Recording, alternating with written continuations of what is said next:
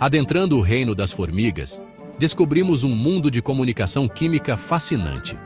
As formigas desenvolveram um sistema de mensagens químicas eficaz, os feromônios. Imagine um rastro invisível que serve como guia, aviso e convite. As glândulas das formigas liberam esses compostos químicos, transmitindo informações vitais.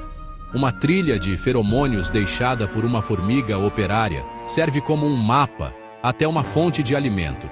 Essa comunicação química é essencial para a organização e sobrevivência da colônia.